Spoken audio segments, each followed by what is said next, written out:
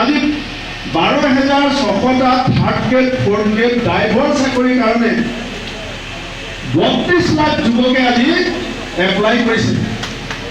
12 সংকেতটো বুজি পাইছিলোঁ, যদিও মুখেদি কথা কোৱা নাই, মই সংকেতটো বুজিছিলোঁ যে আমি ইয়ালৈ অহাৰ কাৰণে ভাল পাইছোঁ।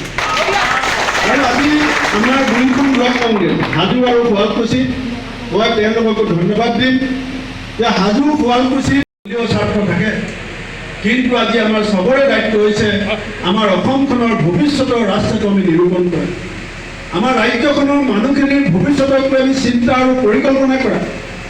ভাবি চাওকচোন, 11,000 12,600 থাৰ্ড গ্ৰেড ফ'ৰ্থ গ্ৰেড চাকৰি ওলাইছিলে অসমত।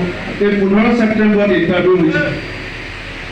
12,600 চাকৰি প্ৰফেচাৰৰ চাকৰি বিচাৰি ফুৰে। এটা সময় আছিল থাৰ্ড গ্ৰেড ফ'ৰ্থ গ্ৰেড চাকৰি কৰিবৰ কাৰণে মানুহে ডিপাৰ্টমেণ্টৰ ল'ৰা বিচাৰি গাঁৱলৈ আহে।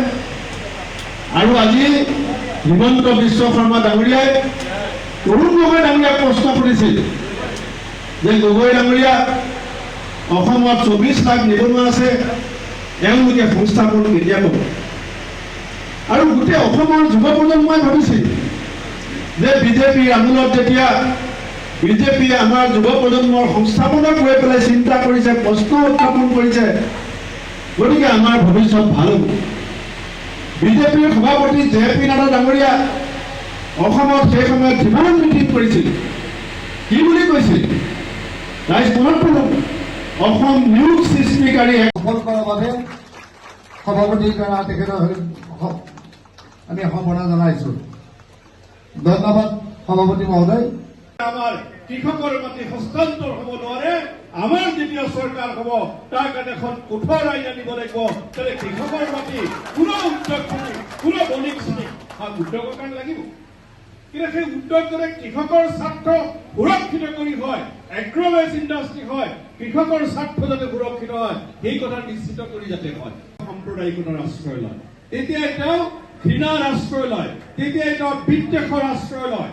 আজি পংকজ বচন বৈশ্য ডাঙৰীয়াই অতি সুন্দৰকৈ ব্যাখ্যা কৰি গৈছে যে আজি বণিক শ্ৰেণীক, অসমৰ বাহিৰৰ বণিক শ্ৰেণীক কিদৰে মুখ্যমন্ত্ৰীয়ে বৰপীৰা দি অসমৰ ভূমি গতাব খুজিছে।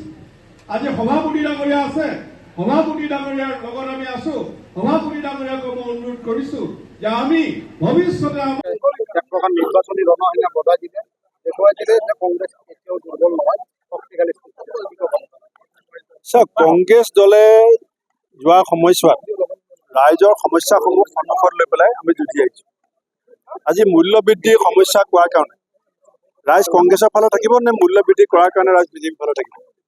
আজি স্মাৰ্ট মিটাৰৰ জৰিয়তে মুখ্যমন্ত্ৰীয়ে যিধৰণে লুণ্ঠন চলাইছে, অসম চুক্তিৰ আত্মাক হত্যা কৰি মুখ্যমন্ত্ৰীয়ে অসমীয়া জাতিৰ প্ৰতি যিটো এটা প্ৰত্যাহ্বান সৃষ্টি কৰিছে, এই কথাবিলাক অসমৰ ৰাইজে লাহে লাহে উপলব্ধি কৰিছে। আজি শুৱালকুছি বস্ত্ৰ নগৰীখন নষ্ট কোনে কৰিলে? আজি বস্ত্ৰ নগৰী উদ্ধাৰ কৰিবৰ কাৰণে একো প্ৰচেষ্টা নকৰি তেখেতে দুখৰ পৰা হাত সাৰিবৰ কাৰণে জালুকবাৰী সমষ্টিৰ পৰা শুৱালকুছিক উলিয়াই দিয়াৰ ষড়যন্ত্ৰত লিপ্ত হ'ল।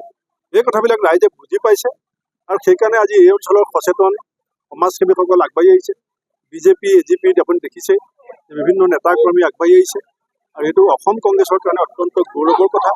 ইয়াৰ যি জিলা কংগ্ৰেছ আছে, ব্লক কংগ্ৰেছ আছে, ইয়াৰ নেতাসকলকো মই ধন্যবাদ দিছোঁ যে তেওঁলোকে কোনো ধৰণৰ ভয় ভীতি নকৰাকৈ আপোচবিহীনভাৱে নিৰবিচ্ছিন্নভাৱে দলৰ সেৱাত যিধৰণে কাম কৰিছে। মোৰ আশা যে আহি থকা সময়ত কামৰূপ জিলাত আমাৰ কংগ্ৰেছৰ ভেটি আৰু শক্তিশালী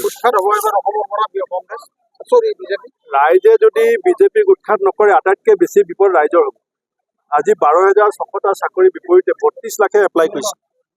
31 লাখ 82,000 84,000 মানুহৰ ভৱিষ্যত কি হ'ব? এইবিলাক কথালৈ মুখ্যমন্ত্ৰীৰ চিন্তা নাই।